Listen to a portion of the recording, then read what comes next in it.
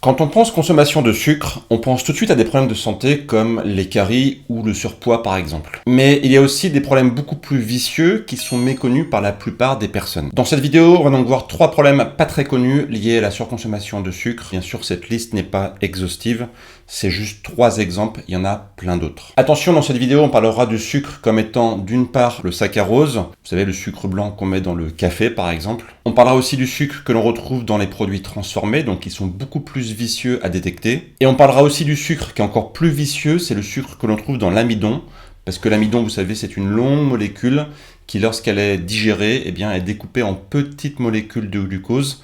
Donc lorsqu'on consomme de l'amidon, donc qui provient par exemple des pâtes ou du pain, eh bien, d'un point de vue physiologique, d'un point de vue digestif, c'est comme si on consommait du sucre. Donc on parlera ici principalement du sucre qui est associé à des calories vides.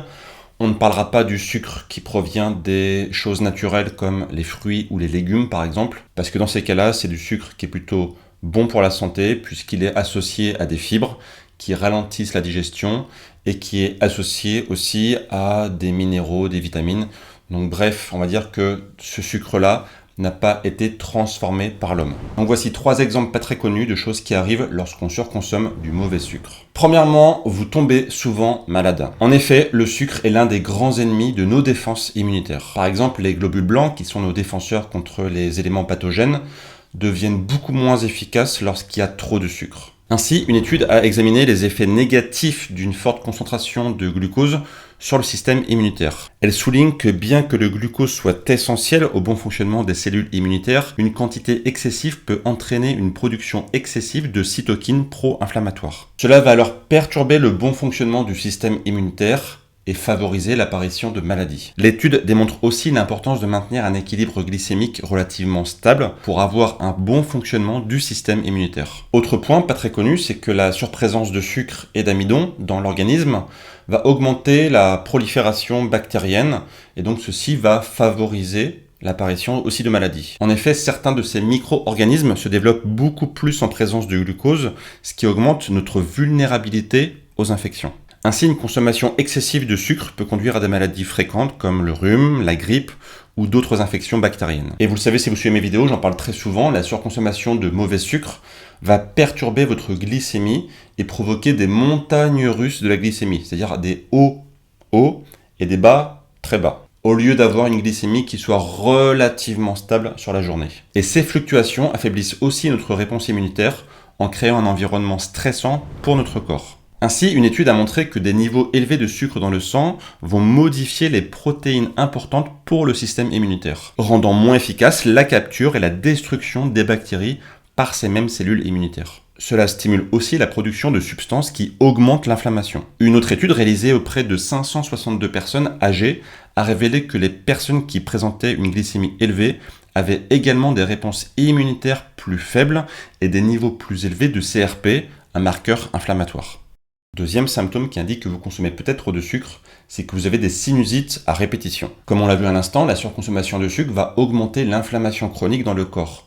Et cette inflammation va aussi impacter les voies respiratoires, et en particulier les voies nasales et les sinus. L'inflammation des voies respiratoires va alors créer un terrain propice pour les infections bactériennes et fongiques. Ainsi, les levures qui favorisent par exemple l'apparition de sinusites vont particulièrement aimer le sucre. Et donc en réduisant votre consommation de sucre, eh bien vous réduisez la quantité de nourriture, entre guillemets, que vous donnez à ces levures. Une étude a d'ailleurs démontré cela en détail chez des enfants. Les enfants qui ont réduit leur consommation de sucre ont rapporté une amélioration significative de leurs problèmes au sinus et ont présenté des niveaux réduits de cytokines pro-inflammatoires. Troisième point, votre peau est moins belle. Une chose qu'il faut savoir, c'est que la surconsommation de sucre va abîmer le collagène de votre peau. Le collagène, c'est cette protéine qui va favoriser l'élasticité et qui va vous donner une peau ferme. Le collagène, on le trouve partout dans le corps, c'est la protéine la plus abondante du corps humain. Et il y a une chose qu'il faut comprendre qui est tout bête, c'est que lorsqu'on consomme du sucre, le sucre va se retrouver dans le sang, on l'a vu, et ce sucre va ensuite réagir avec des protéines du corps humain. C'est ce qu'on appelle le phénomène de glycation. C'est un phénomène qu'on ne peut pas empêcher et qui va favoriser en particulier le vieillissement cellulaire. On ne peut rien contre ça, parce qu'il nous faut du sucre dans le sang et il nous faut des protéines. Donc ça, on ne peut rien y faire. Par contre, lorsque vous surconsommez du sucre, eh bien ce phénomène va s'amplifier au format XXL. Ainsi, lorsque le sucre va réagir avec le collagène, cela va le rendre moins élastique et donc plus rigide. Au final, cela va favoriser l'apparition de rides, donc l'apparition prématurée de rides, et cela va aussi rendre le teint plus terne. De plus, la surconsommation de sucre va aussi favoriser l'apparition du sébum. Vous savez, cette substance qui est censée protéger la peau, mais qui, lorsqu'elle est trop produite, eh bien, peut provoquer des éruptions cutanées et l'apparition de boutons. Le sucre, comme on l'a vu, provoque également des pics d'insuline qui, à leur tour, augmentent les niveaux d'androgènes, des hormones qui stimulent les glandes sébacées, rendant la peau plus grasse et plus sujette aux imperfections. On parlait à l'instant du collagène, j'ai justement fait une vidéo complète sur le sujet pour bien comprendre le collagène, comment le protéger pour qu'il reste le plus longtemps possible dans votre corps, comment éviter qu'il se dégrade et comment favoriser son apparition pour qu'il soit de plus en plus présent et qu'il vous donne un plus joli teint.